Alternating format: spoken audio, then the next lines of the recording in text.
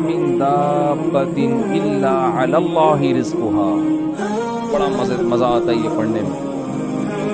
زمین پہ چلنے والی جتنی مخلوق ہیں چاہے خشکی میں یا سمندر میں، سب کا رزق کس کے ذمے ہے؟ اللہ کے اوپر ہے، اللہ کے ذمے ہے. وَيَعْلَمُ مُسْتَقَرَّهَا وَمُسْتَوْدَعَهَا، سب کے ٹھکانوں کو بھی وہ جانتا ہے.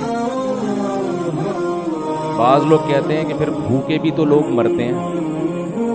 اگر سب کا رزق اللہ کے ذمے ہے تو پھر بھوکے لوگ، کچھ جانور بھی بھوکے مر جاتے ہیں.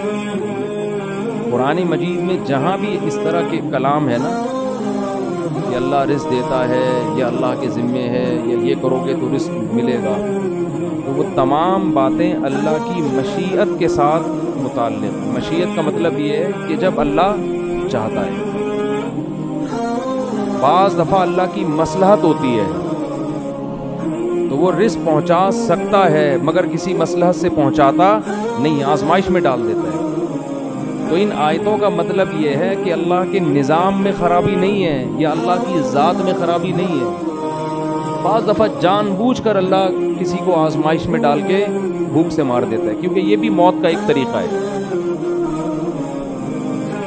جیسے اللہ کسی کو ایکسیڈنٹ میں مار دیتا ہے، اللہ کسی کو بخار سے مار دیتا ہے، کسی کو وبا سے مار دیتا ہے، تو اللہ کسی کو بھوک سے بھی مار دیتا ہے. اس کا مطلب ہے کہ اللہ کا نظام خراب نہیں ہے. یہ آٹومیٹیکلی نہیں ہو رہا سب کچھ جو کچھ ہو رہا ہے، لیکن حقیقت یہ ہے کہ ہم مشاہدہ کرتے ہیں ایسی ایسی جگہوں سے اللہ رزق پہنچاتا ہے کہ آپ کی سوچ ہوگی اور لگتا ہے کہ واقعی یہ کام کس کا ہے؟ اللہ کا. میں اکثر ایک واقعہ اپنا بیان میں سناتا رہا ہوں، بہت پہلے پرانا ہو چکا ہے، پرانے لوگوں نے سنا ہے، نئے لوگ نہیں سنا، لیکن مجھے بڑی عبرت ہوئی تھی اس واقعے سے. میں گلشن اقبال میں رہتا تھا تو ہمارے صحن میں بلی نے بچے دے دیے. اور آپ کو بتائیں مائیں جب بچوں کو فیڈ کراتی ہیں نا تو بہت زیادہ ان کی انرجی سرو ہوتی ہے، بھوک بہت لگتی ہے، ان کو پہلے سے ڈبل خوراک چاہیے ہوتی ہے. تو اب مائیں جب بچوں کو دودھ پلاتی ہیں تو ان کا دال پانی رزق شوہر نے اپنے ذمے لے لیا ہوتا ہے کہ تم فیڈ کراؤ، ہم کما کے لا رہے ہیں. جبکہ بلیوں کے ہاں یہ سسٹم نہیں ہے کہ بلا جو ان بچوں کا ذمہ دار ہے وہ بلی کا نان نفقہ اپنے ذمے لے لے. بلوں کے ہاں ایسا سیٹ اپ بولو بھائی نہیں، ٹھیک ہے نا، تبھی تو وہ بلے ہیں، انسان نہ ہوتے ورنہ. تو بلی نے بچے دیے. اب بلی جب بچے دیتی ہے تو اس کو بہت حفاظت کرنی پڑتی ہے اپنے بچوں کی. شروع میں تو بہت زیادہ دائیں بائیں نہیں جا سکتی وہ، اور وہ رزق کی تلاش میں زیادہ دور نکلے گی تو اس کو ڈر ہوتا ہے میرے بچوں کو بلا نہ کھا جائے یا کوئی اور نہ پکڑ لے. تو اب اس کی خوراک کی ضرورت ہو گئی ڈبل، اور جاب کے لیے اس کے پاس ٹائم ہو گیا کم. الٹا کام ہو گیا نا، دونوں طرف سے ٹینشن. لیکن اب بچوں کو اس نے فیڈ کرانی ہے، خوراک ڈبل چاہیے، ٹائم ہے ہی نہیں اس کے پاس خوراک لینے کے لیے. تو میں یہ دیکھ رہا تھا، میں نے کہا یار یہ سارا دن تو ادھر پڑی رہتی ہے بچوں کی حفاظت میں، کھانے پینے کا ٹائم. میں نے کوئی پالی بھی نہیں تھی کہ اس کا ٹھیکہ میں نے لیا. وہ ہمارا جو گیرج تھا نا، گیراج، اس میں اس نے دیے ہوئے تھے بچے. تو خیر میرے ذہن میں آیا ہم کھلا دیں گے، لیکن اس وقت تک ایسا کوئی سیٹ اپ تھا نہیں ذہن میں کہ بلی کو پال لو، تھوڑا ڈال دو، وہ تو پھر کمبل ہو جاتی ہے، وہ تو آپ کو پتہ ہے نا، بچوں سمیت بیٹھ جائے گی وہیں ٹھیا لگا کے. تو اتنا فری کرانے کے موڈ میں تھے نہیں. تو میرے رشتہ داروں کی دعوت تھی عید کے دن ہمارے گھر میں. سب کو ہم نے گھر میں بلایا ہوا تھا، والدہ کو بھی اور بھائی بہنوں کو بھی نا. عید کے دن میرے گھر میں سب نے کہا تھا کہ بھئی عید اس دفعہ صبح کہاں گزاریں گے؟ یہ مولانا صاحب کے گھر میں. تو میں گوشت خریدنے چلا گیا. بکرے کا گوشت میں لے کر آیا، چھیچڑے ہٹا کے، بہت صاف ستھرا خاندانی قسم کا گوشت.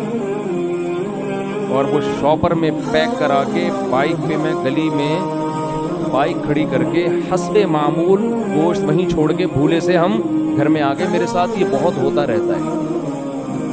ٹھیک ہے، گوشت ہمارا کان لٹکا ہوا ہے، بائک پہ لٹکا، اور ہم بھول ہی گئے کس سلسلے میں جانا ہوا تھا اور کس سلسلے میں آ رہے ہیں. گھر والوں نے کہا بھائی آپ کو بھیجا تھا گوشت لینے کے لیے.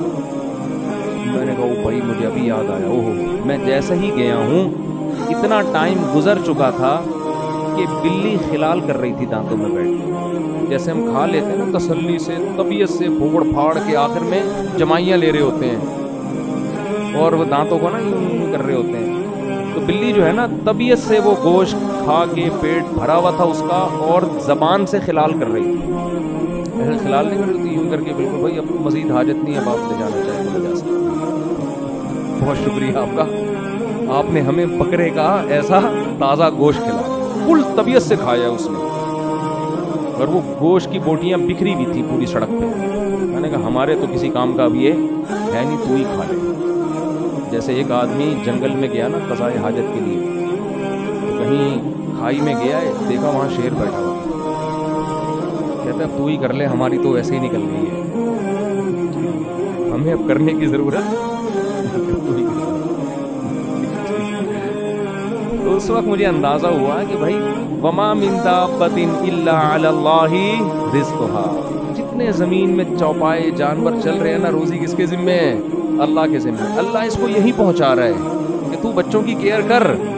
ابھی عید آ رہی ہے, مفتی صاحب تیرے لیے بکرے کا گوشت خرید کے تجھے کھلائیں گے.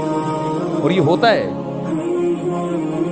رزق جو ہے نا چھپڑ پھاڑ کے دروازے پھاڑ کے آتا ہے. نبی صلی اللہ علیہ وسلم نے فرمایا الا وان نفسا لن تموت حتى تستكمل رزقا, کوئی نفس کوئی انسان ہرگز اس وقت تک مر نہیں سکتا جب تک اپنے مقدر کی روزی نہ کھا لے. وہ آپ کے جو آخری نوالا جب تک آپ کھاؤ گے نہیں نا آپ کی موت نہیں آئے گی. اللہ نے ہر دانے پہ کھانے والے کا نام لکھا ہوا ہے, یہ تو کھائے گا. مقدر انسان کو کھینچ کے کہاں لے کے جاتا ہے. ڈاکومنٹریز میں دیکھتا ہوں بہت جنگلوں کی, تو اس میں آپ نے دیکھا ہوگا شکار مگرمچھ کر رہا ہے, لے کے کون جا رہا ہے؟ شیر. کبھی شکار شیر کر رہا ہے اور مگرمچھ چھین کے جا رہا ہے. محنت کوئی کر رہا ہے, فائدہ کوئی اور اٹھا رہا ہے. جنگلوں میں بھی سب کو رزق مل رہا ہے, وہ اس کو کھا رہا ہے, وہ اس کو کھا رہا ہے, وہ اس کو کھا رہا ہے. تو اللہ نے فرمایا وما من دابۃ فی الارض الا علی اللہ رزقها. اسی آیت کی وجہ سے اور اس جیسی دوسری آیتوں کی وجہ سے علماء منع کرتے ہیں کہ رزق کی تنگی کے خوف سے نسل روکنا جائز نہیں ہے کہ میں بچوں کو کھلاؤں گا کہاں سے. اس کا مطلب یہ بچے آپ کے بچے پہلے ہیں, اللہ کی مخلوق نہیں ہو. بھائی اللہ کی مخلوق پہلے ہیں, آپ کے بچے بعد میں. تو اللہ نے تو اپنی مخلوق پیدا کرنی, ان کو پالنے کے لیے ماں باپ کو پیدا کیا ہے. یہ کمانت ہے جو اللہ والدین کے حوالے کرتے ہیں کہ میری مخلوق ہے, تم پالو اس کو اور تمہیں بھی اس سے فائدے پہنچاؤں گا. آپ کہتے ہیں اللہ کی نہیں ہے, یہ تو میرے بچے ہیں, میرے ذمے ہیں, میرے ذمے. کیسے بچہ پیدا ہوتے ہی ماں کی چھاتیوں میں دودھ آ جاتا ہے, اتنی بڑی دلیل کہ یہ کس کے ذمے ہے؟ اللہ کے. بیوقوف یہ سمجھتا ہے کہ صرف دودھ آ سکتا ہے اور کچھ نہیں. عقل مند یہ سمجھتا ہے کہ ابھی چونکہ دودھ کی ضرورت ہے اس لیے دودھ مل رہا ہے. تو اس کی علامت ہے کہ جس چیز کی جب ضرورت ہوگی اللہ وہ انتظام کرے گا.